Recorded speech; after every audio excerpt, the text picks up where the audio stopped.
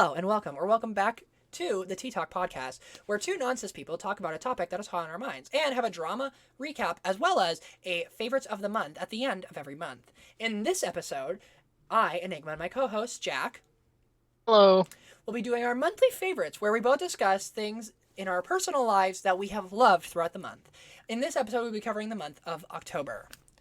So then, Jackson, it's October. It's time for you to pumpkin spice up your pussy. So let's get fucking going, mate. Do you want me to start, or do we want to go through your abysmal list? Why don't you start, and then I'll thread in my, as you say, abysmal list You with have my three pumpkin items compared to me spice. having like 20. Oh, mine just have more substance, and Yours? also I have the pocket I pussy just say you have pocket listed pussy. on The my only thing of list. interest is the pocket pussy, which no, viewers, we will not give you context for. You go on. So I separated into categories, as you saw. I copy and pasted for your categories. You didn't take advantage of me giving you pretty little categories, so I'll fuck myself. But so first category that I have is music. Now, if you don't know, me, the slut, the whore, the beauty grace herself, Enigma Bazaar, loves music. I could not live without music. Music is a huge thing. So every month we'll probably have a catalog of music, and you'll probably see a lot of artists every single month for the same artist every single month, I should say. First artist, Doja Cat. I can hear your eye rolls right now. In case I you're wondering. didn't say a goddamn Jack thing. hates Doja Cat, if you didn't know, because he's racist. So, Doja Cat. No, I won't give context. And no, I won't let you give context. So, Doja Cat released an album called Planet Her. Now, you hate Doja Cat because racism. So, Jesus Christ. also because you're lesbian phobic. So, That is not true. well, let the court know that I have made my case. Doja Cat released an album called Planet Her. I have 3 songs on my list that are from Planet Her, and then 1 song on my list that is from her previous album. I think it's Pink. I think it's just called Pink. I could be wrong on that. But so my 3 songs are from Planet Her. Alone, which is a sleeper fucking hit. The reason, especially why I put this on, is because I listen to Alone late to the game. No one listens to Alone, and you're dumb for that. And that's fact. Alone's a fucking sleeper hit. That shit slaps. If you've ever fucking felt like a main character, Alone's for you. Where you're just like, everyone wants me and wants to be me. Like, Alone's for you. You're the center of the universe sort of thing. Mm-hmm. You're better off alone, baby, because you are the universe. And that's what the song is. It's great. Been Like This, another sleeper. Oh, I think, honestly, all of these are sleeper hits. Been Like This is just great. I don't know how to describe it. It's just good. It just sounds good. It's great. It's a song all about ever since her significant other has been like this, she hasn't want to fucked with them. So, good for her. Proud of her. You Right is, what a great song. And fucking The Weeknd is on it. And The Weeknd's already got a beautiful, smooth like butter voice. But with Doja Cat, sorry, that was inappropriate. I'll tell you what Doja Cat though, so it is to be expected. And then my one from Pink, her album Pink, so it's an older album, obviously, is Streets. And Streets isn't even a sleeper hit. Everyone loves Streets, but for good reason. Okay. Do you have anything to add about the fact that you hate Doja Cat? Do you have any favorite Doja Cat hits, or do you just hate Doja Cat? You do hate Doja Cat, so I wouldn't be shocked if you didn't have any. I have been listening to her, doesn't she sing Kiss Me More? Yes. But she has an I have entire been album there, vibing too, that you to could try, that. instead of just one Maybe I will. piece But of I have been music. vibing to that, and I do think the music video is fucking hilarious. Isn't it? So there's that. Oh, God, I love the music video. Yeah, it's on her new album. You should listen to her new album, instead of just being a fucking fake fan. Moving on. Think about it. My next artist is a Japanese band called Eve. Another fact that I always say this in my Twitch stream, but obviously podcast viewers aren't going to know that unless you're coming from my Twitch stream. Hi, ninjas.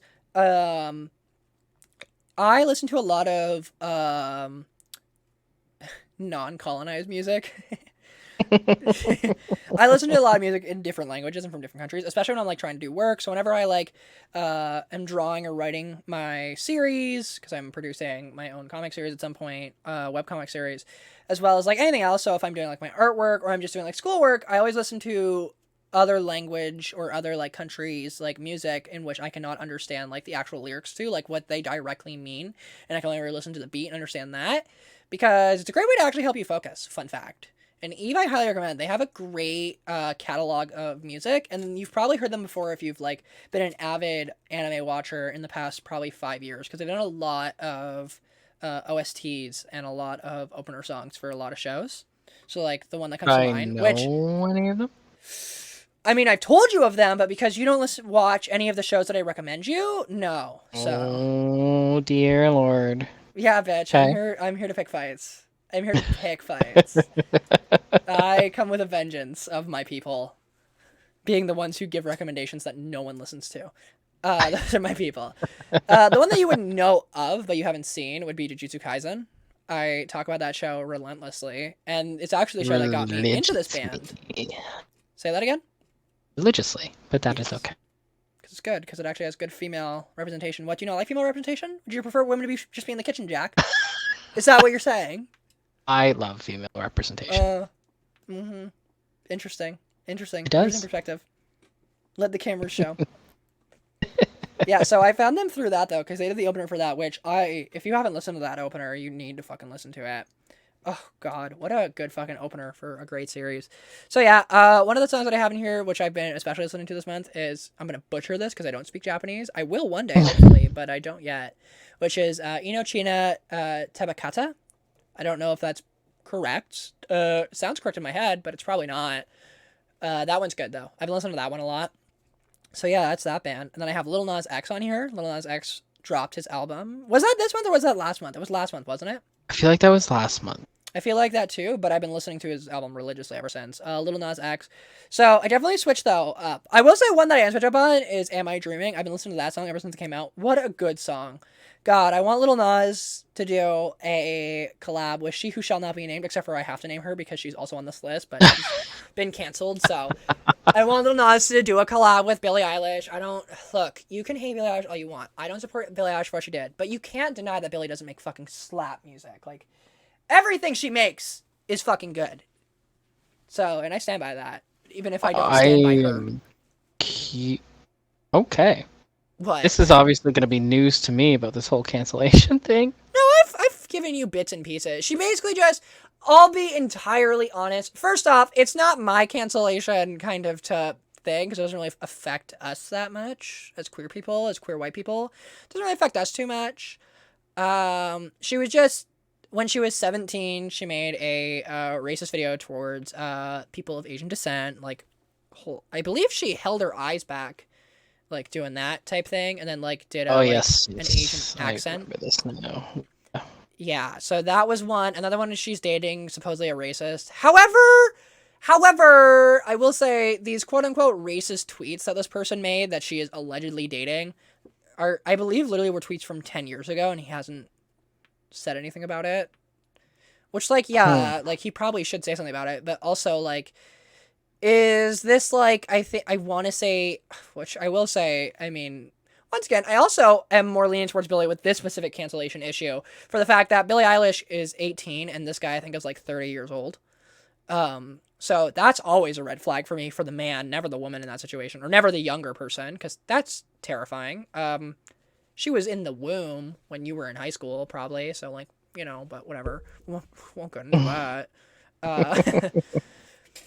So I don't. That's another reason why I'm like not really like so taken aback by Billie Eilish. I mean, like granted these things are like pretty shitty, but also I think Billie Eilish with the Asian thing, she was young. When we're young, we've all done like stupid things. Doesn't mean they're right, but like we grow up in a society where it's kind of just like you're basically inevitably going to say something racist in your life, and if you don't, then I don't know. I guess the Pope raised you, but he touches children, so really not that bad. So yeah, that's basically what Billie Eilish. But I would love to hear Billie Eilish and Lil Nas do a singing ballad together. I would love that, considering how him and Miley Cyrus sounded. They Oh, that song's gorgeous. Both their vocals meld so well together. I never knew Lil Nas to be such a great singer, but now I really want to hear him like fully get into it and sing a lot more. I agree. I really, I was slow to warm on his new album, but I'm really digging it. It's I Just saying. especially I can't get too deep into the Lil Nas thing because I'm gonna make a YouTube video about it, but I will say I especially love like all of his symbolism behind it. With it being like Yeah. his literal first name, it being all of it all being about like his queer awakening, his queer experience, da da da da. I won't get too into it because I want to explain all this in my own separate YouTube video on my YouTube channel, which is always linked below, by the way. You fucking stupid 25 fucking viewers who didn't go check out my main channel. Fuck you. I'm kidding. Not really, but but yeah. So Dead Right Now is a good one too. Have you listened to Dead Right Now? Is that on his new album? Yeah, it's dead right now. I feel like I am dead right now. I can't remember it right off the top of my head, but I love that one too. That one's great. I love Dead Right Now. I feel like Sleeper Hit. I listened to them all. That's for sure. I will say this one was the one that was labeled as like I think like pop punk. It's not. No, it's labeled as rap punk. It's not. It's just like alternative pop. It's just alternative pop. It is not rap and punk. It is alternative pop. Like, but anything alternative pop nowadays is just thrown into like the punk category. So whatever. That's what I want. I love that song right now. Or not right now. I love that song. Once again, I'll mention this more in my YouTube video when I make it. But that's a song that a lot of straight people fall behind, and it's so entertaining to me because the message behind the song makes sense, but it's just very fucking gay. Like, it's very fucking gay. The whole video is him fucking a guy in the locker room. Like, it's very fucking gay. And it's just really entertaining to me. Not saying that, like, straight people can't, like, connect to the messaging of, like, a gay person wanting, like, a significant other that's behind them and, like, backs behind them no matter what. But it's just very interesting to see straight people rally behind, like, a very out gay black man. Because it's, like, the first time in history that we've ever seen something like this. Yeah. And then, obviously, Montero. I feel like Montero, the song itself, or Call Me By My Name. Oh, what a perfect fucking song, man. Mm-hmm. I don't think there's any criticism you can give for that song. And if you do, you're racist, I've decided. And homophobic. And transphobic. And sexist. I've decided that now. If you have bad criticism towards that song, yeah, then that song's great. And yeah, one thing that I will add in about the album is, what I especially love about the album and why I'm especially streaming it is because, like, this is, I think, a big thing in queer history. I'm going to talk about it more in my video, but I think his album's going to go down in queer history majorly. I think so too. Because this is, like, the first time we have ever seen a out feminine gay black man make such a smashingly successful album. This album is not just like, because no offense, the only person who I could really compare Lil Nas to would be Todrick Hall, which Todrick Hall is great. I love Todrick Hall, but Todrick Hall is very much listened to by like only queer people and mainly queer people alone. Whereas this is the first time we are seeing a openly out black man, gay black man, actually manage to really cross that border of like just having queer listeners and having a copious amount of heterosexual. Like he is running the industry right now, which is awesome. Yes. And so I'm very It's excited good to see him age as well. And see where he ages with the music industry. And I'm really excited to see what changes happen in the music industry because of him. I was gonna say, like the way his music keeps evolving is pretty exciting. Like I have no idea what to expect with this next album. I know. Looking at, I'll once again probably talk about this in the video in a lot more in depth, but looking at like Old Town Road, and like Panini, which are songs that I fucking hate on a side note. I hated those songs. I did not give a fuck about Lil Nas prior to this album. Like at all. Not even a little bit. Nope. Couldn't give a fuck. But with this album, I have listened to every single song over 10 times. Like, I don't think there's a single song on this album that I dislike fully, which is huge to see. And like I said, he's I guess the best way to describe it is he's a spearhead of a movement that I'm excited to watch evolve. Mhm. Gay people being able to sing about gay things. And being supported. We'd love to see it. Moving on. Corpse Husband, which I laugh because I can't wait to hear your reaction to one of the song names. I'm not going to read that one yet. That one's going to be for the end. Agoraphobic. This is a song that you've heard this one before. It's like the lo-fi beats type song. Yeah. Yeah, so that one I always listen to. It's just a great song. It's got a great back to it. It's just lyrically good. I like it a lot. And then this one's great. So he released a new song with someone, and it is quote named "Hot Demon Bitches Near You," What? and it slaps, and it slaps, and it slaps. Hot demon bitches near you, but I'm gonna near have to you look isn't that up. YOU. It is just a capital U. You know, like I'm when you're gonna have to watching put a that on really my sad to-do and list. emotional thing on like an illegal website, and you get like Teresa from like Milwaukee saying, "Could you fuck my pussy?" It's like very much that ad. I think was what they were going for with the name. We dig it. We accept it. My next one is a song called "Bad Day." I think the writer's name is Justice something. You would 100% know it if you've been on TikTok at all, and it's like it blew up this year as well as his EP. I don't remember what his name is, unfortunately, and I'm too lazy to go find it because I don't want to. Um, yeah, so that's that, and then we're gonna move on to the Billie Eilish category. So Billie Eilish haters, just skip a few fucking seconds ahead, and you can pretend like I never said this. The song "Lovely" with not DJ Khaled. Jesus Christ, please never come out of my mouth again. With the singer Khaled. Oh Mhm. God, you've heard that before, right? No. It's from 2018. You need to listen to it. It's so good. It's the "Isn't It Lovely, All Alone, Heart feeling as my mind of stone." It's so good. It's so good. I will Such give a it a listen. great emotional ballad, and like, makes you want to cry in all the good ways. We're gonna get into emotional songs too here now. These last are very emotional songs because they were all the songs I listened to when making my IP, which was live on stream. Which you should go watch my stream, you fucking 25 viewers who didn't check out my main channel or my Twitch. Then her other song, "Happier Than Ever," which I showed you this song. This was Mhm. the song that she released with her album, or she released before her album. Just a great song, and I love the juxtaposition that the song has, where it's like very much her old type music, her soft spoken, like kind of more edgy. It's not really edgy. I don't know how to describe Billie Eilish's sound. It's so complicated because it's like soft spoken, but it's like very in your face at the same time kind of music, and she has like that being the Mhm. first part, and then she very much leans into like alternative pop and like kind of like the more like grungy kind of uprising we've kind of been seeing with a lot of artists recently, with like the rise of people like Willow Smith. Also Willow Smith, I forgot to put her on here, or they might go by them. I'm gonna say them just to be safe. Mhm. Willow Smith also, I have been listening to so much of their songs. I love their songs. Wait a Minute's always a good one. Oh God, what was the one that I just nonstop listened to? I can't remember right on the top. The Anxiety is the band they're a part of. Meet Me at Our Spot is a song that I've especially been listening to. That's been a good one. And then finally, my final song. I'm just gonna say the name of. I don't remember what the artist is. Some fucking French asshole. Just kidding. Well, not really. All French people are assholes, but we'll get my French racism and brush to the side for a minute. Uh, J'étais la soirée dismal.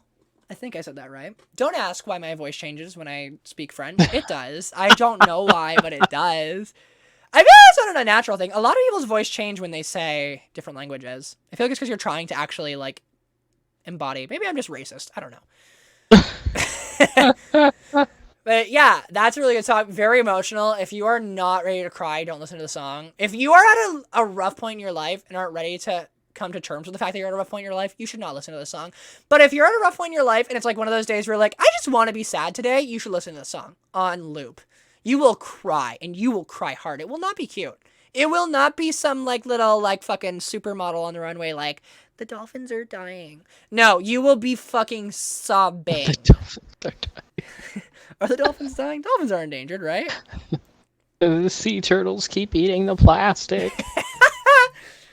Fuck paper straws. Fuck the turtles, man.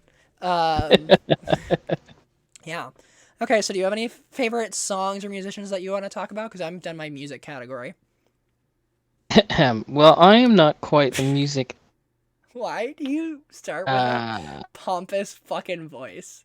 You do a I'm just not Well, the I'm not. music connoisseur that you are. Yeah, I'm always trying to So find new shit, and you I settle. just listen to like the same shit on Mm-hmm. No, rewind. But I have been digging the soundtrack to the movie Someone Great, which is on Netflix.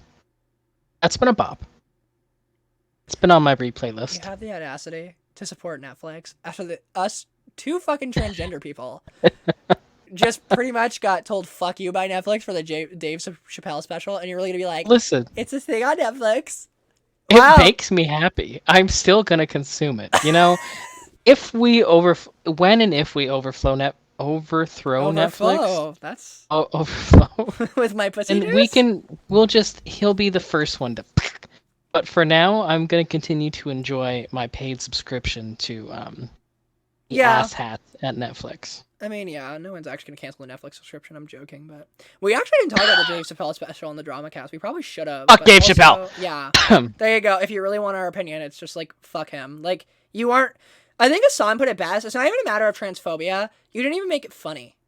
You didn't. It wasn't even funny. Like you could have been I didn't transphobic watch it. and at least watch had good it. jokes. I watched bits and pieces. I didn't watch the full thing. Didn't he just fucking rant for like the entire time? Well, that's the thing. He tried to come across as making. We're really getting sidetracked here. We need to get back on topic. But to finish it off, he basically just like ranted about trans people, and it just wasn't funny. Like if at least it was like offensive but funny, I'd have a little bit more breathing room because there is to a certain extent an acknowledgement of like transphobia is going to be an active thing in society for like a very long time from now into who knows how long. Like Especially with male comedians, I'm yeah, sure. and especially with comedy in general. Like, because realistically, we are aliens to these people. We are aliens to these cisgendered male comedians. And even to, like, a lot of female comedians as well. We are, like, aliens to these individuals. Like, we are not going excuse to be me.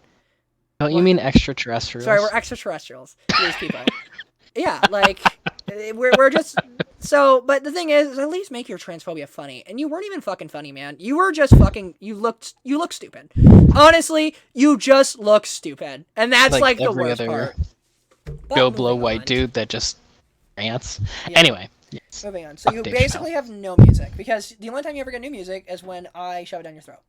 Smile. It's pretty accurate. That's pretty on brand. Yeah, you're stuck. So no music for me. Yeah, you're stuck with your dog shit music, and then I finally give you a new taste, and you finally evolve as a human. It's like giving you a water stone as your Pokemon trainer. It's like when Pikachu levels up.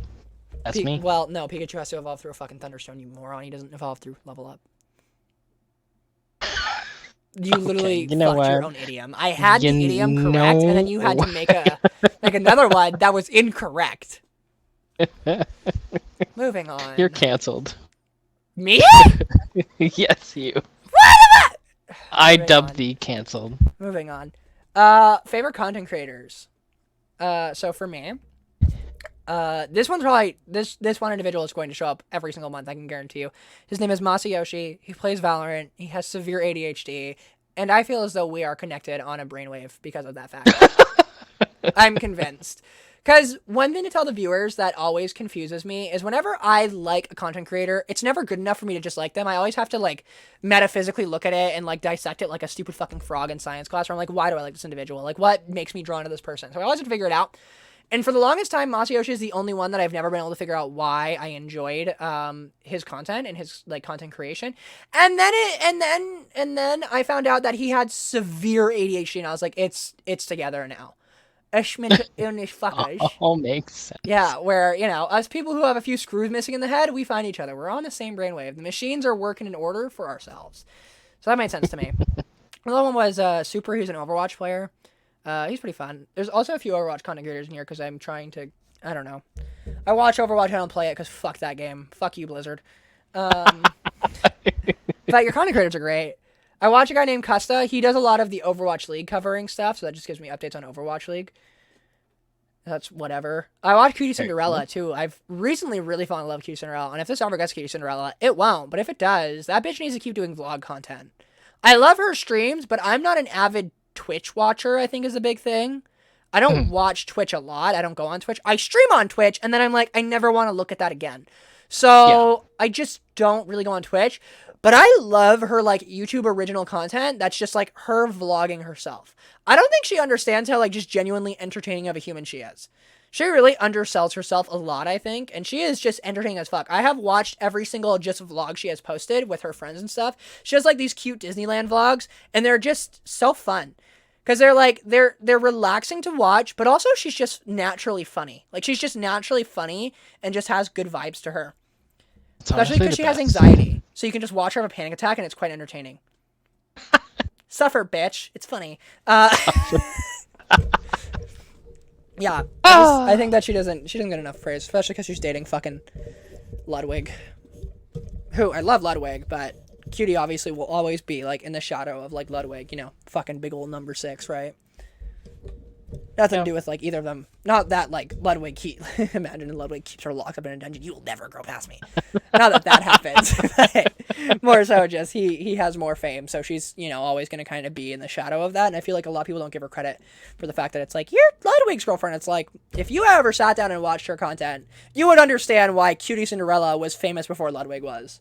You would fucking get it. No offense to Ludwig. But also, you're a cis straight man. You can deal with some flack occasionally. More than occasionally. Yeah. Don't even start on the fact that they started a podcast. We'll fucking jump over that subject.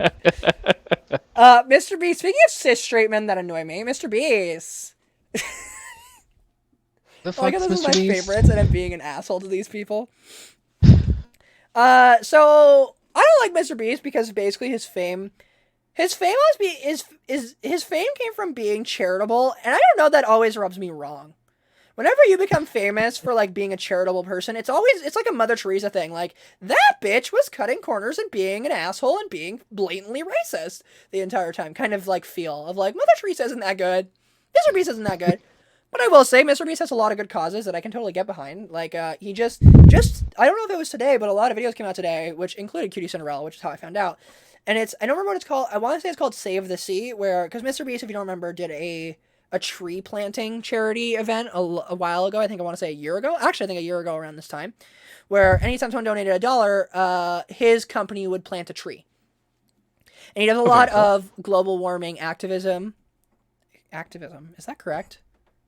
Yes. Activism, yeah. So he does a lot of global warming activism, and he usually does, like, a yearly charity where it's, like, a big thing that he brings a bunch of other content creators in to do. So he did that with a tree thing where he had a bunch of other content creators do collabs for this. And so now this year he's doing a sea collaboration, which he did one with a guy named Mark Rover. He did Cutie Cinderella made a video. I haven't watched Cutie Cinderella video yet, and I'm assuming a ton of other content creators as well.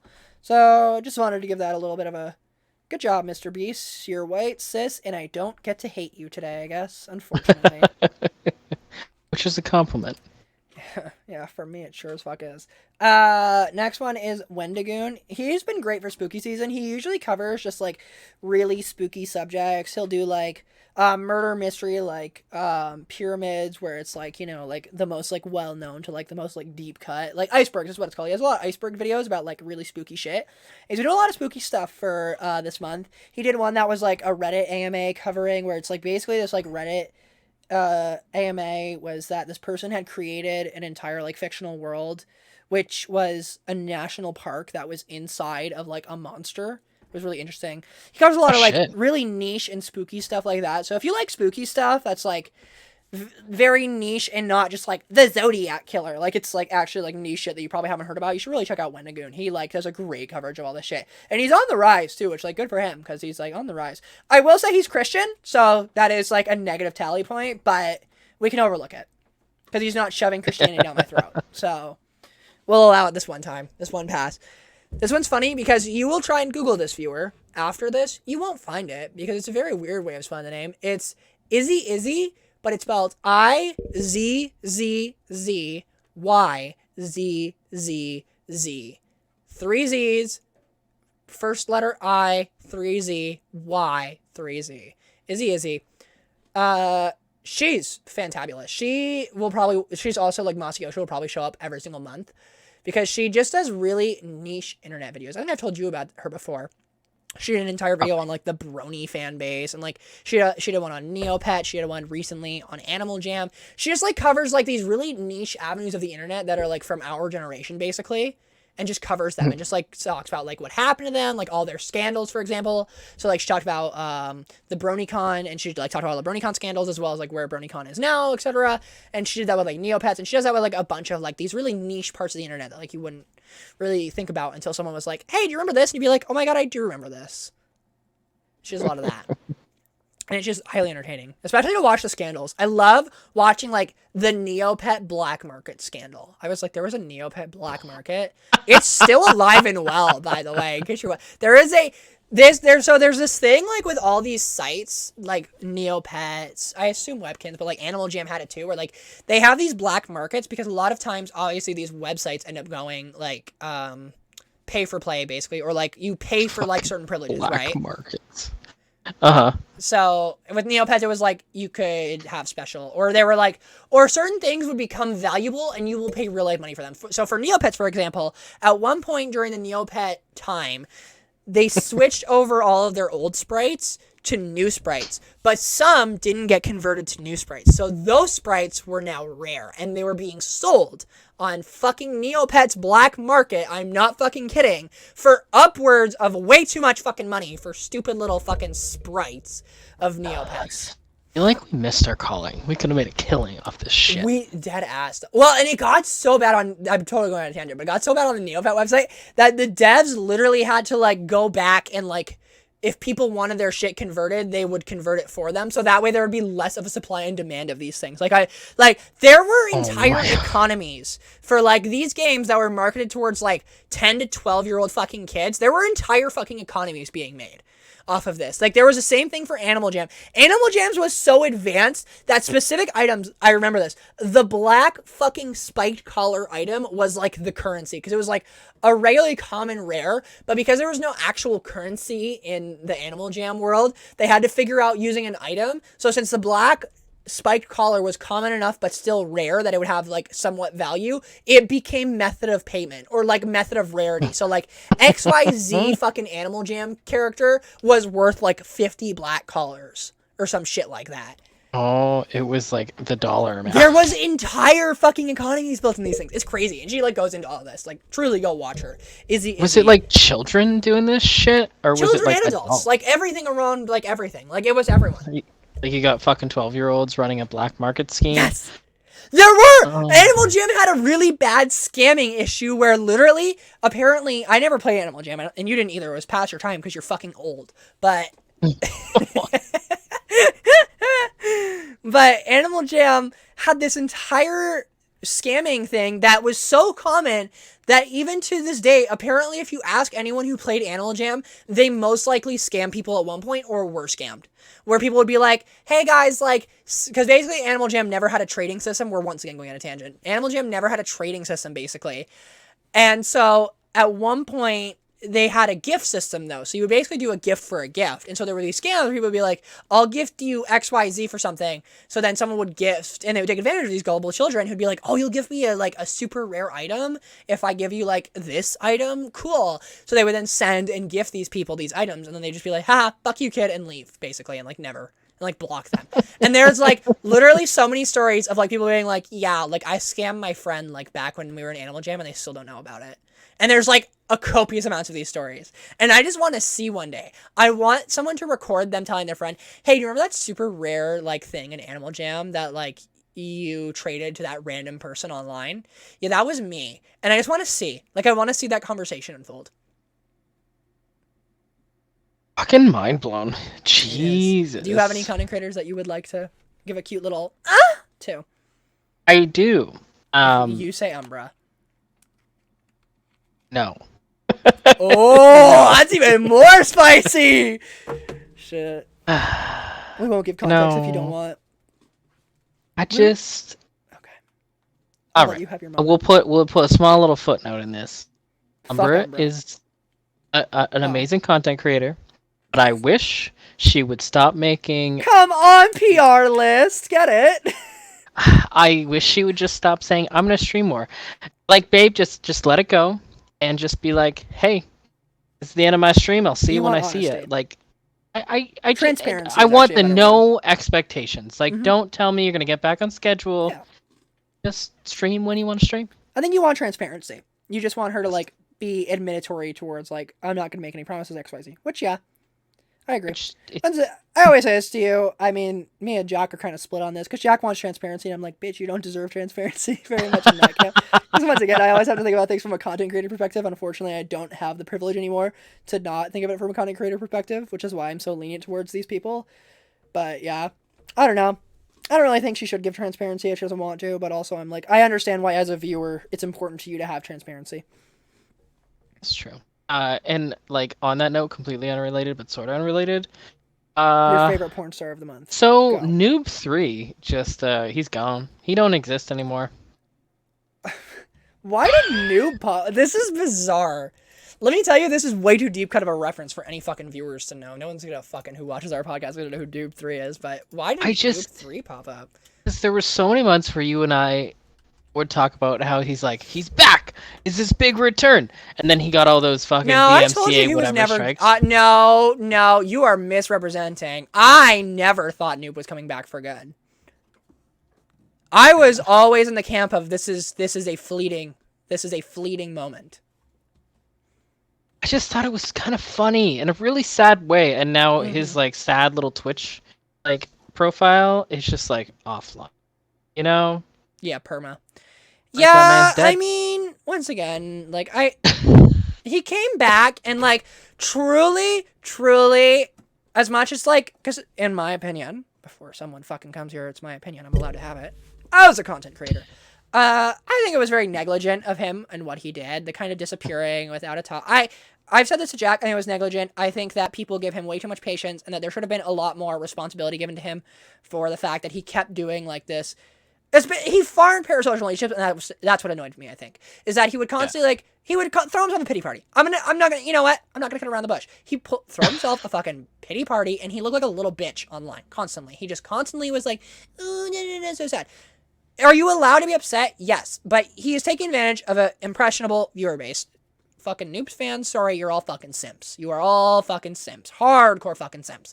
And I'm not saying that there should have been like you must post a video or fuck you, but I am saying that he very much farmed parasocial relationships, and a lot of people were just like, no, like, take your time, daddy. And it was like, come on. Go fucking touch some grass. Jesus fucking Christ, man. So, and I never saw him as like coming back. But I will say, with that being said, and me having like very little patience with Noob, I do think that genuinely, like, this is just really bad luck for Noob, and I do not actually hold him accountable for what happened to him.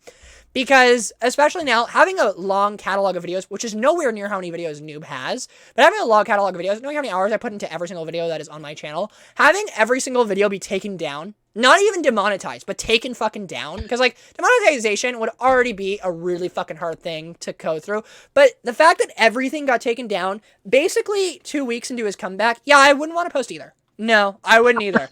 I'd be like, no, nope.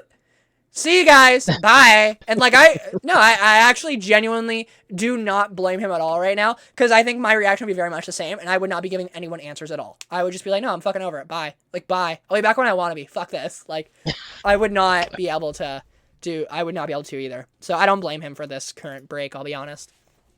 I think it's 100% reasonable, and I get that. Yeah. If you mind if I move away from the streaming thing? Please do. Yep. Okay. So I know that you had mentioned to me like this bones, no bones fucking pug, and it like solidified into an actual part of my life with my students, and the pug is now a very active part of our classroom fucking discussions. Do you guys watch No Bones videos together? We did. Oh, we have. That's so cute. Dude. I think so. I love the No Bones pug and the Bones pug. I never check it though, because I always check it after my day's over. Thing has merch now. Did you know that? Yeah, it's probably gonna be on Jimmy Fallon, let's be honest. It's gotten to that niche and like that famous of the internet niche. It's like he's like Alex from Target. Like, he's bigger than Alex from Target, I would say. And Alex from Target got on fucking Ellen. Fuck is Alex from Target? He was a meme. It was just literally a hot white guy. That's it. That some girl took a picture of and he went viral because he was hot and white. Oh. That's it. That's all it was. Oh, maybe it wasn't Alex from Target that got on Ellen. No, it was the Vans kid. Damn, Daniel. Got on fucking Ellen. Damn, Daniel. Back at it again with the white Vans. That's literally the entire video. And he got on Ellen, so I'm sure the No Bones pug. Yeah, I like the No Bones pug. He's cute. He's done me dirty a few times. Where it's been a Bones Day, and it was definitely not a Bones Day. So I'm pretty... And I don't blame the pug for that, by the way. It's the shitty owner who's lying to us. The pug is innocent here. Because some days it's been a no bones day, and he said it's a bones day, and it's like, it definitely was not a bones day. Definitely was not a bones day today. That's why I never check though until I get home. My favorite is I have one classmate in my art course. She's like fucking the pinnacle of a Gen Z, a fucking Zoomer. She's so baby. But she understands the no bones reference, so I'll always say to her, I'm like, today feels like a no bones day. Or I'll be like, today's a bones day. And me and her bond over that occasionally, and that's fun. Do you have any other content creators other than the no bones pug? That's about it. Wow. What a massive list you've created. Thank God I'm here to fill in the gaps. I just don't have mental fortitude to go out and explore new things unless I'm actively looking for the things. No? I was about to get mad at you, and then I remembered, you know what, we don't have time to get into that, so I won't get mad at you today. Let's change that. We'll do that after the podcast. Crisis averted. Yeah. Well, no, not averted. Just put a pin in it. It'll come back out during the play session. Don't worry. Okay, so favorite artist. This was just general artists. So like, if you had like someone that didn't fit into like music or content creator, I put down. I have no fucking idea who this man is. I had to Google everything. I think it's Ma. It could not be a man. It could be a she. It could be a they, them. I don't fucking know. But they're the creator of the Eve band that I mentioned earlier's cover art, because that was a massive inspiration for my IP, and I had looked at a lot of those photos. And I love their art. The cover art for the Eve albums are literally some of my favorite pieces of art that has ever been fucking created. They look sick. So I just wanted to write them down, especially because the IP was something that I did all this month. So I was like, ooh, probably should put that one down. Pussy stomp. I assume you don't have any artists because this is like such a broad thing. I didn't really think there'd be any specifics here. No, I do not. Yeah, I didn't either, other than the Eve person. Okay, so shows. Shows and movies can go hand in hand with each other. Like any sort of like just like visual media. I would have thrown anime in here. I haven't watched any anime, and the one that I have watched, I don't think I want to give credit to. I don't think I do. It's just sexism bottled up. It's got some cute, good character development and some really good characters, but they treat their women characters like fucking literal side pieces, so I'm not going to mention it or say its name. Guess in the comments down below. Let's see if you can fucking figure it out. It came out this year. It came out in 2021. There you go. It's your hint. But one show that I'm always willing to support is American Horror Story. Love American Horror Story, especially their new season. So this is actually perfect, because I was going to talk to you about this anyways, and I talked to you a little bit about this, but I can actually give a rundown of it, because I wasn't sure. It's like, I want to talk about this at some point, but I don't know how to do it. Podcast, great. So American Horror Story, I always like American Horror Story. I think it does a really good thing of like doing horror in a fun way, but also still a way that's like managed to be taken seriously. I think that they don't sideline the plot for the horror, I think, which is a big issue that I have with a lot of horror now. And a lot of horror where it's just like, we're just gonna scare people. Like, the plot doesn't have to make sense. Halloween. Very much like what happens. American Horror Story, though, always tries to have like a coherent story, and especially these. I don't know about the second part of the season, because they did a 2-part season this season. One being about as I had told Jack, sex vampires, which I know what you're thinking, but they did that before. They did, but wait. Because these aren't sex vampires. These are artists who have to drink blood, not actually vampires. Basically, I'm not going to spoil it, because you should go watch it yourself. But it talks about the concept of, like, what does it truly mean to be talented, and, like, the idea of ego behind talent. Are you actually talented? Is there just ego there? And how really, the best part about it is there is no magic pill that will tell you if you're talented or not. And that's, like, a lot of the story, because the story is based around, like, this pill that makes, like, talented people better at, like, their talent, and then untalented people mindless vampires, basically, to give a, like, the most bare minimum synopsis. And it's a really interesting case study for, like, the concept of talent in our modern society, I guess, and how talent is kind of put on this big pedestal. So that was lovely and enjoyable. I haven't really gotten far enough into the Alien one. The second season is the Alien one. I'll be honest, it's not nearly as strong, I don't think. And I think it's because their alien design is just very uninspired. Aliens most times are off screen, which I wish they would have just kept it that way, because then it would have added more mystery to it. But then, like, the few aliens that come on screen, because the whole theme is that, like, these aliens are trying to breed with humans to make a mixed species, because the aliens can't live on Earth, because it, like, of the chemicals in the air or whatever. Cool concept. It makes sense to me. But like, there's one character that like I assume is supposed to be like the only success story of the aliens that like runs basically like the pregnancy ward that like all the humans are in.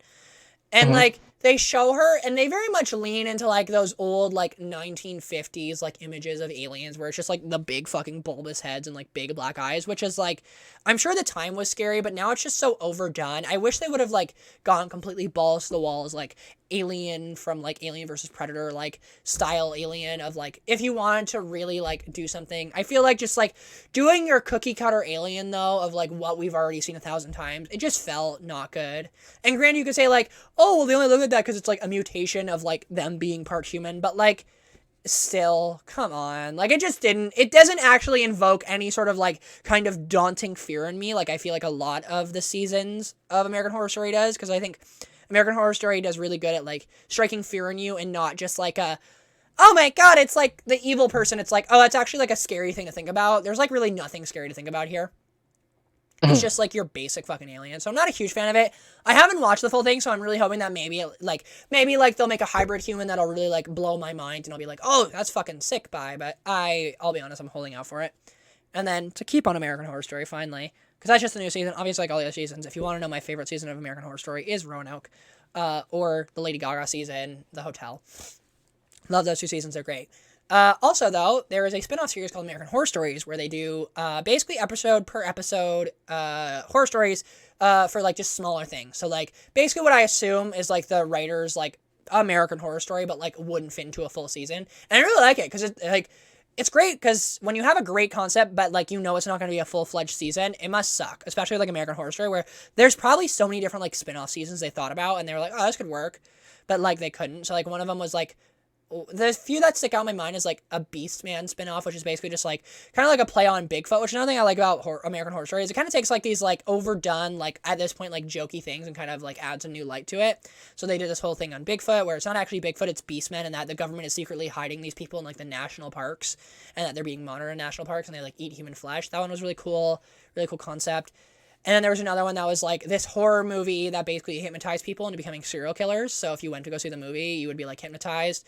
And there was this whole like thing and how they had to like go like basically like kill like the creator of the movie because they were like somewhat infected. Like they went to the movie theater basically and they watched the movie, but they didn't fully watch it because they were too busy fucking in the back of the car.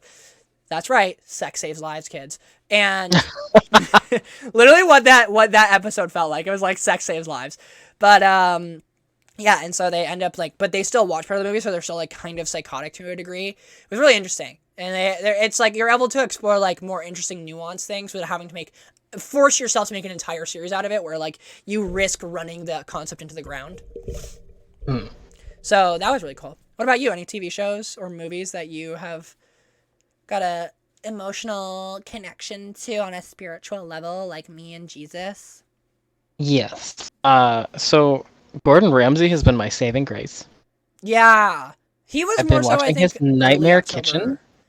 Yeah. No. Kitchen Nightmares. Kitchen Nightmares. And it just is such soothing background music. Like him shutting down and telling, the idiot chef. Now, y'all. Fucking idiots. I'm sorry, soothing?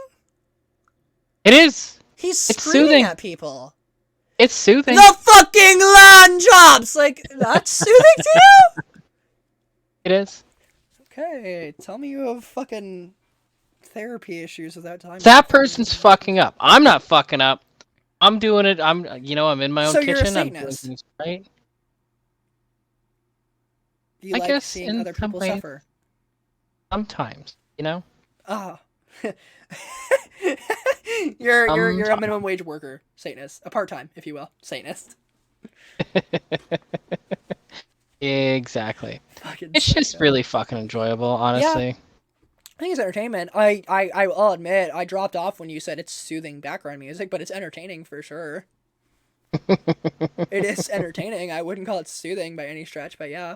You know what else I want to watch? I want to watch Hell's Kitchen. But I was not as amused with the Hell's Kitchen stuff as I think I like it because I like competition shows more. I really like competition shows. That makes sense. So that's why I'm interested. That makes a lot of sense. So there's that. I've been really digging that. And I've also made it halfway through Midnight Mass. What is that? which it is a Netflix limited series, and I think you would actually really enjoy it It because sounds it like a is a horror show. great. It is. Hmm. But I you won't think it's watch the American same Horror Story. people. May maybe we'll get there one day. Okay, You it's the have the same people Hulu. that made the Haunting of Hill House. I'm pretty sure, Hmm. I never watched and that either. it's just a great metaphor for Christianity. Hmm. Yeah, I don't know. I struggle to get into new modern media. We've talked about this before. I like only am easygoing to get into like new anime because it's media that I am much more comfortable with. Modern media, or more not modern, I shouldn't say, because anime is like not fucking archaic. I don't know why I said modern media. More so, westernized media, I guess I should say. I struggle with Western media a lot to get Yeah, into unless it's got like a really, really interesting, like really like there's never been like things like my top 10 of TV shows, I think there's only two Western media pieces, which is like American Horror Story and How to Get Away with Murder.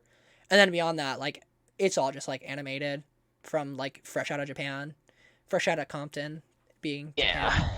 So it's hard for me to get into new things like that, especially like that. I think especially I'm writing a lot of Christian references. Mhm. So I'm already surrounded by it and that I do not want to see more.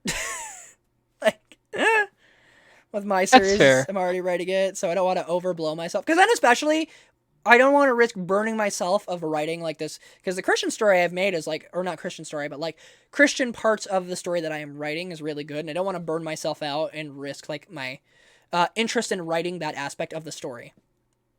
Absolutely. And, spoiler alert for anyone that is or is going to watch Midnight Mass, you should just shut this off for the next 30 seconds. Oh, here I we go. will say I my didn't spoil favorite alert anything. part I just realized. so far Uh huh. is that this fucking priest gets attacked by a vampire who sucks his blood. So then, Okay. to him, this vampire, of course, must be an angel sent from God. Oh, So then, he brings the vampire back to his little small island naturally. hometown to like bestow this angel, this angelic presence among the people of the Naturally. town. It's like, of course you fuckers would think the vampire is an angel of God, and Mm-hmm. then bring it back to an isolated island so it starts preying on your people. That Yeah, just seems very on brand. us Christians. Hey, it's Christian, brother. So, Fucking shotgun a beer, pray to God. yes, and get That's attacked my by a vampire. two services of the day. So, Yeah. yeah, those have been my two TV shows that I've been Interesting. digging. Okay. Got it, girly. Got it. I feel like I was gonna say something else, but I can't remember what now. Ah, fuck. I And then I forgot. have books. I have books, We're not and done I have mine yet. thoughts. We're going to your books after because it's the most boring part, so we'll end on a boring note. I mean, child orgies. All I gotta say. Jesus fucking Christ, Mary. Okay, But do go on. other forms of media. This is just general. So, I have two things because I remembered one. Dead by Daylight Halloween event is slaps. If you are a viewer of my Twitch chat, I streamed this game called Dead by Daylight. Or sorry, if you're not a viewer of my Twitch chat, I stream this game called Dead by Daylight pretty frequently. It's my main game as well as other games, but mainly Dead by Daylight. And I am notorious for hating the devs and shitting on them relentlessly, constantly, because they're assholes. But they did a great job. I like to give the devs credit when they deserve it. And the Halloween event, I have literally no complaints about. I have complaints about the Rift system, but that's the Rift system, not the event. So good job on the event, guys. This is Yeah. all the nice thing you're ever gonna hear from me. You did a good event. I don't know. Put a fucking gold sticker next to like I don't know, fucking Mike Wazowski's name. Fuck if I know who works there. And then balloons. Balloons TD6. I have an addiction. I'll admit it. It's a tower defense game where you get to fucking buy monkeys and shit, and like your tower defense towers are monkeys, and it's poggers. It's just poggers. That's it. It's just pog. Good to know. Finally, objects and purchases. Yeah, so my fucking my scissors and my sewing machine. I would like to give an homage to them because they were put through the ringer today, or not today. They were put through the ringer this month, especially after tomorrow. Those bitches will not want to work. I have to make an entire outfit, an entire Halloween costume tomorrow. They are not going to be happy with me, but they're gonna fucking get the job done. So good job, Bertha and fucking Cindy. You guys got this. Bertha and Cindy, we love it. Yeah, Cindy Scissors and Bertha Sewing Machine, bitch. I fucking love that. That is amazing. Okay, talk about your dumb book and then your pocket pussy. Okay, so Okay, so this month I finished 2 books. oh god. I'm gonna talk about the first one, the more exciting one. I finally Preface. finished it. Wait, yes. Enigma Preface. hates reading and books and anything literary important because I have ADHD and I'm pretty sure I have undiagnosed dyslexia. So even hearing the word book makes me quiver, as Scar would say. Duly noted. So I spent Well, it wasn't for you, it was for the 6 viewer. months of my life working through It by Stephen King, Oh which god. I have been told is an excellent masterpiece. And you didn't like I'm it. gonna tell you, it's fucking not. Well, the movie's not good either. May I say, all you It fans are fucking up a fucking creek without a paddle. Cause what like the fuck? in a tree. Yeah, somewhere. like the first one was just boring. I don't know how else to say it, man. It was boring, which, like, I'll be honest, I didn't get past the first 30 minutes. But if it takes your movie more than 30 fucking minutes to get my attention, it's a bad fucking movie. It's a bad fucking movie, and your movie's just boring. At least Ma, which was objectively fucking bad, was interesting enough where you went, this crazy black lady's gonna sew this motherfucker's mouth shut. Like, it was at least jarring enough that you were like, oh wow, like, Ma's not a good horror movie. But I'd watch Ma again, and I wouldn't watch it again. Good to know, because the book, the thing is 1,100 pages. Oh! And it could have easily been 600 pages shorter. It's supposed to be a horror book. The first 30 pages, I'm like, this is terrifying.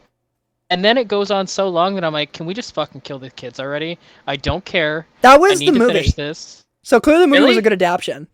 Yeah, like, Jesus. it was, well, because there was, like, a constant, like, okay, so they killed the first kid, right? Is that in the book as well? Like, that's how it starts. It kills the first kid, Georgie. Or no, Georgie's brother. Yeah, Or is it Georgie? Yeah, Georgie is the little brother that gets his arm just Yeah. clown in the sewer. So they, you like, know? the kid, like, yeah, he disappears and he's like gone. right away. Yeah, right We're away. like, oh, this shit's serious. Yes. No? And then they have fucking Pennywise, like, behind the kids in, like, multiple shots throughout the beginning of the movie. And you're like, oh, wow, it's scary.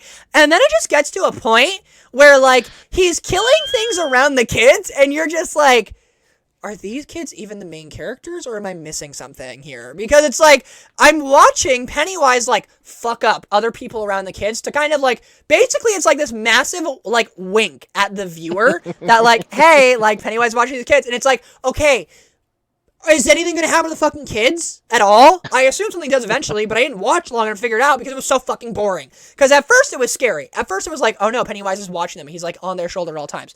And then it just got to a point where I was like, can Pennywise do something on their shoulder? Yeah, just kill them. Yeah. Kill all the main characters and I don't just even end care about this killing fucking- them. Just do something to them. I don't know. Like, bite one's, like, pinky toe off. At least. Like, something. And I think, for context for the viewers, the reason why it took me 6 months and I followed through on finishing Because he's is a bad reader. because I want to read all the Stephen King novels. But this one, it was just not a horror movie, or not a horror novel, because he took so long to get to the fucking point. And then, the epitome of all this is at the end of the book, about, 1,000 pages in. So, they battle Pennywise Spoiler twice. alert. In case Spoiler. you couldn't tell. Alert. So, Not that we didn't it's spoil like the this, entire movie and book already, but... this juxtaposition between they battle him when they're kids and they battle him when they're adults. Okay? In the sewers. So his brilliant plot idea is they battle Pennywise in the sewers and then they're lost. Okay? So, Okay. the plot is they've lost their connection with each other now. They need to get it back. So his brilliant idea, are you ready for it? Who's him? One of the Stephen main King. characters or Pennywise? Stephen King. Stephen King's Oh, we're Brilliant breaking the wall. plot. Understood. device is. Oh god. I hate plot devices when they're obvious. Well, this one was not obvious. It was Oh, a no. choice, not the right one. So he decides that he will have children, the 12-year-olds, have an orgy. So there's one girl child and then 6 boy children, and she has sex with all of them in the sewers. This better and then not bam! be in the movie. I will say. All of a sudden, they're connected again, and they can find their way out of the sewers.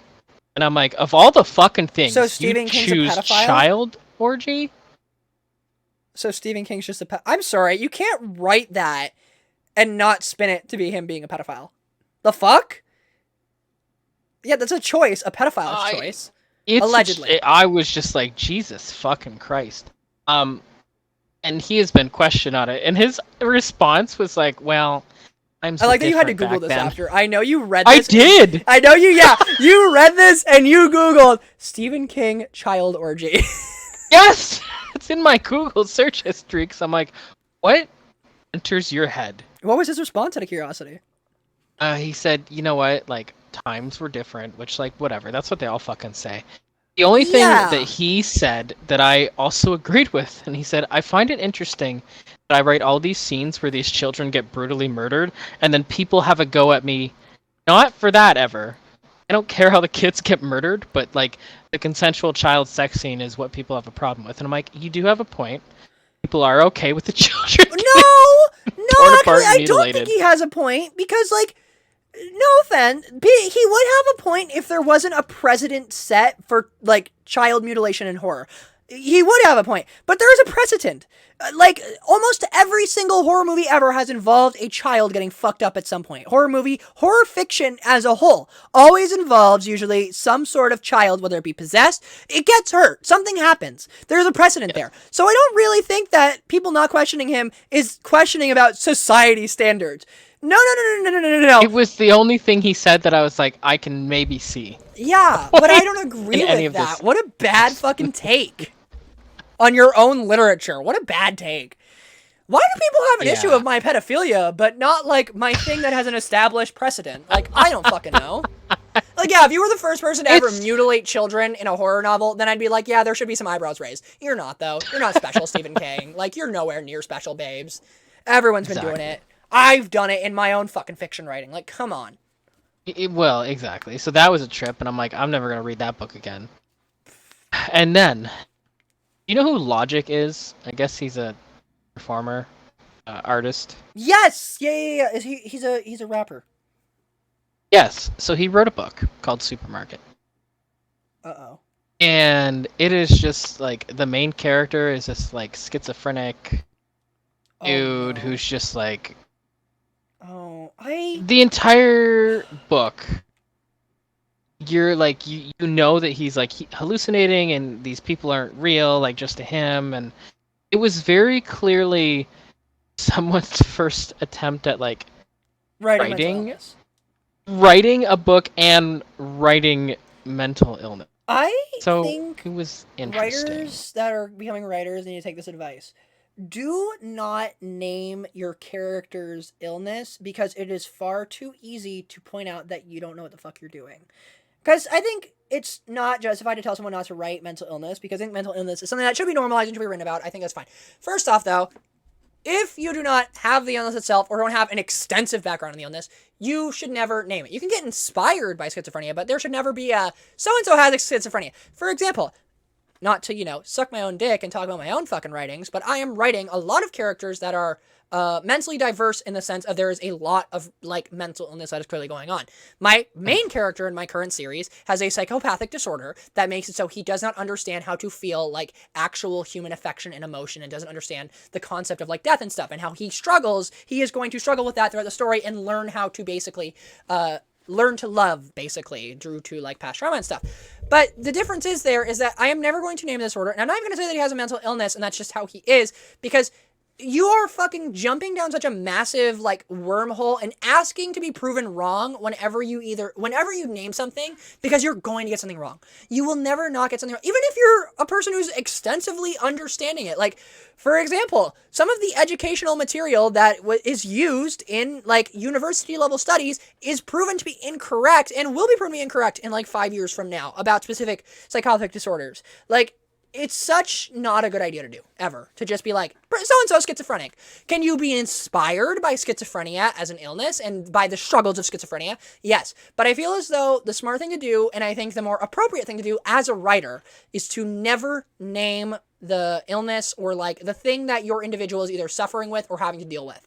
I feel like you should always try and leave it ambiguous, so that way you don't have to basically, if you're incorrect, you don't have to be spreading lies and fairy tales about this minority group, because every mental illness is under a minority, whether you want to admit it or not. And so that way you can be, you can make it your own thing. Because the biggest thing is, if you do write about schizophrenia, then you can no longer make it your own personal thing, because you have to make sure that it's objectively still schizophrenia. When you name the fact that it's schizophrenia, you can no longer go under the guise of, well, this is just how he is. You don't get to say that anymore, because you've named that it's schizophrenia, so you have established that you are going to go out of your way to educate yourself on schizophrenia. It's another reason why the characters that I write about that have a lot of ties to modern day religions are not actually going to name drop the religions they are modern to, and rather they are paying homage to that religion, because I do not personally take part in Buddhism, Christianity, or whatever other religion I write into my stories or reference in my stories. So I'm not going to sit there and be like, this is Buddhism. This is representation of Buddhism. I will make nods to it because they are inspired by Buddhism or inspired by whatever religion or inspired by whatever mental illness. So I will make nods, but I would never say like, this is definitively this, because it's asking to be wrong. It's literally asking to be wrong. Well, and I'm just so tired of this trope of like, schizophrenia always equals like violence, you know? Yes. It's like people with schizophrenia Agreed. and other mental illnesses are way more likely to be the victims of violence than to be the violent perpetrators. So I was like... And I'm sick of like, especially because I think we've seen a huge rise in like mentally ill characters being written as mentally ill characters. Because I think like, there's always been mentally ill characters, but they've been more so coded and just not said. Right? Yeah. But I think we've seen a lot more of like these types of books where it's like, you know, with mental illness being talked about more, obviously there will be more coverage of it. And I think a lot of people write these characters. And it's really interesting to me because I've noticed I'm saying we because I'm, if you didn't know, severely mentally ill, diagnosed, baby. But we don't ever get like just regular treatment. It's either we're like coddled and babied, or we're like this psychopathic killer. Like, there is never an in-between of mental illness of like, this is just a person who has different struggles, which is what mental illness is. We are people who have different struggles from your average person. It's always like, oh, like, best example, autism. Oh, look at this autistic baby who can't do anything. It's always the narrative autistic people get in any form of media.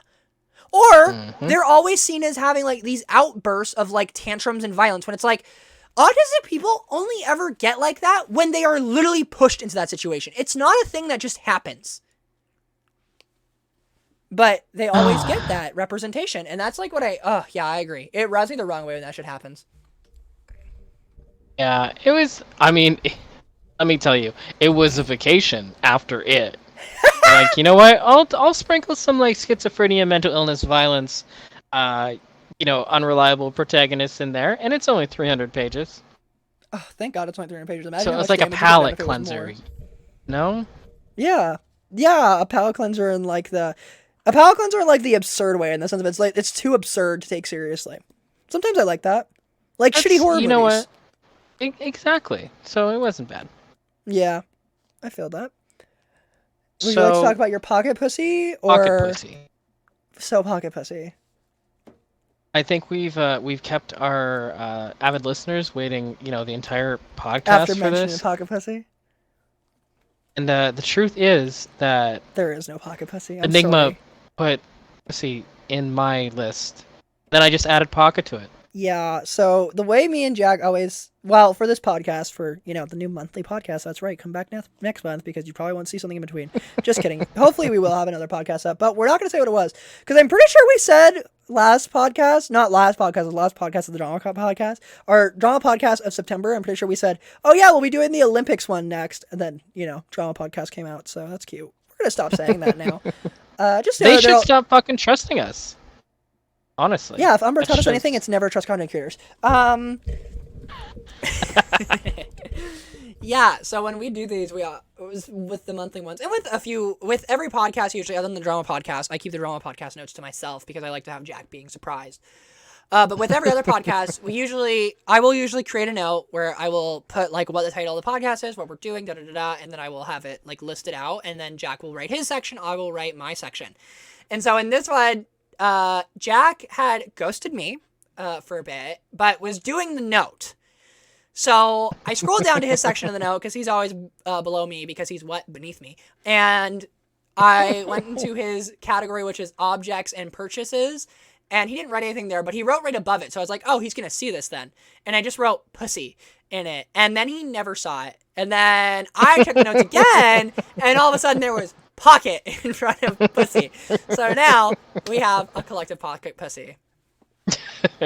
And that's the tweet. That's it. That's the tweet. You waited the entire podcast to find out about the pocket pussy, and it doesn't exist. Hey, you know what? We'll have our mascot be a pocket pussy from now on. We might not get brand deals, but we're both socialists, so it's not like we really take too many brand deals. Right? We should do a podcast on brand deals. On brand deals? Oh, you know what? We'll talk about it after the podcast. Get excited for that one, ladies. I'm gonna get into a tangent, and we're already at an hour and 10 minutes, so. Sounds good. Okay, this has been Enigma Bizarre or Pussy Popper 9000. Find me on OnlyFans. Just kidding, because there's no sex work on OnlyFans now. Me, Enigma, with my co-host Jack. Bye. Be sure to check out our next podcast whenever that comes out, whether it be a month from now, whether it be a week from now, whether it be 2 days from now. But overall, it was lovely. Goodbye.